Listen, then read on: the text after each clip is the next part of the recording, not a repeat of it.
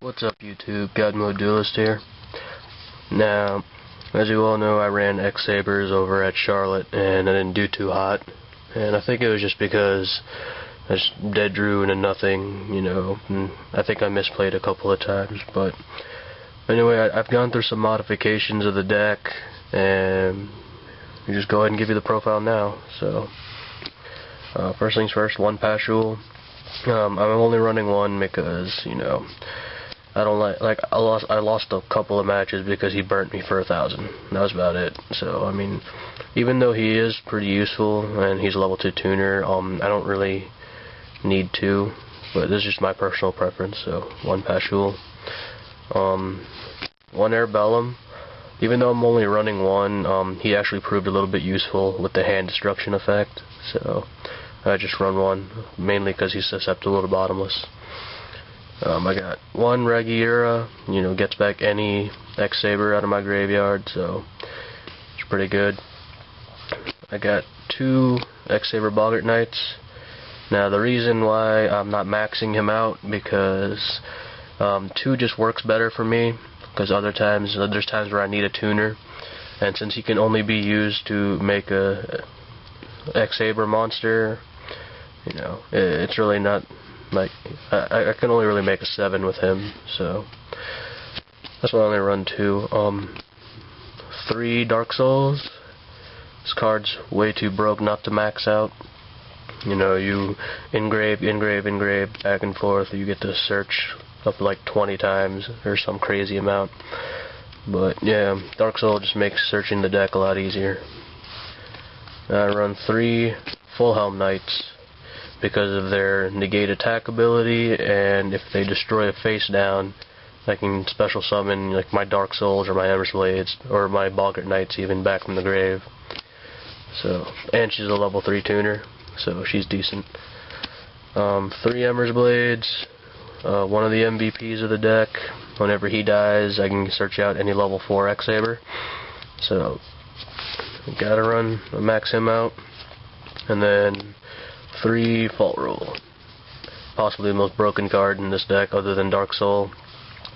Just once per turn, bust out a level 4 or a level 4 or lower monster out of the grave. So,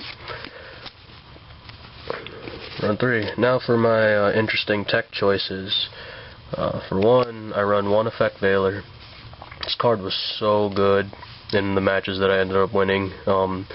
Just like Effect Veiler, just anything that they do, anything major, and it would just win me a match pretty much. And he's also a tuner, so he makes access to all my funky synchros accessible. So then I run 1 Morphing Jar. Morphing Jar helped so much during this whole regional because every time he'd get flipped, I would just kill my opponent's hand. Like both times in this one match, I knocked the Gores out before I OTK'd a guy. So Morphing Jar's great. My next tech choice is Grand Mole. Grand Mole's really good. He's a compulse, and he also gets rid of pesky face downs. So before they even flip, so I knocked out a lot of spies and Raikos and stuff. So 1 Grand Mole, and then 1 Thunder King. Now I only run 1, and because like I said, he keeps other decks from searching. I can knock out a synchro. Even though he inhibits he prevents my Dark Soul from working, I have enough tuners to make him disappear. So now on to spells. 2 Book of Moon. Just disruption, keep major things from hitting the field, or to save my people from smashing ground, or anything that targets face up. So just run 2. 2 MSTs. Really good card, it's good for blowing up any back row support. And, we have 2 now, so why not use them? 1 True Nade.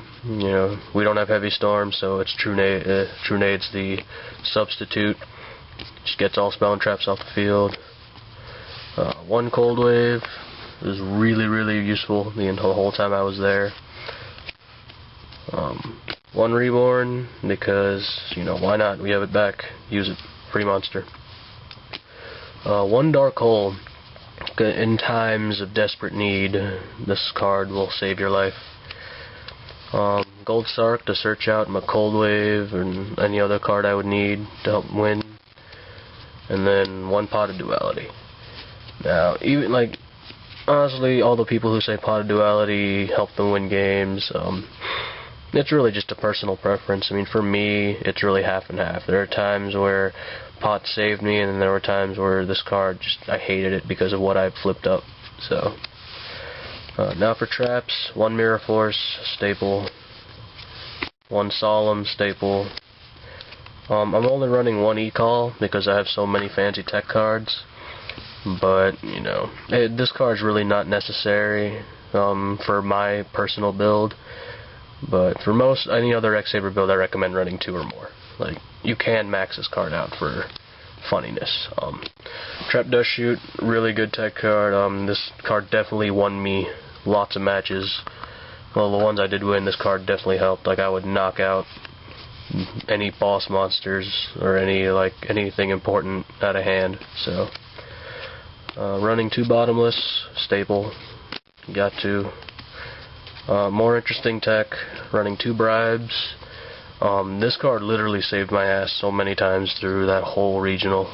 Like, I would hit, you know, I would bribe Infernity Barriers, I would hit Solemn Warnings, I'd bribe Solemn Judgments even, so.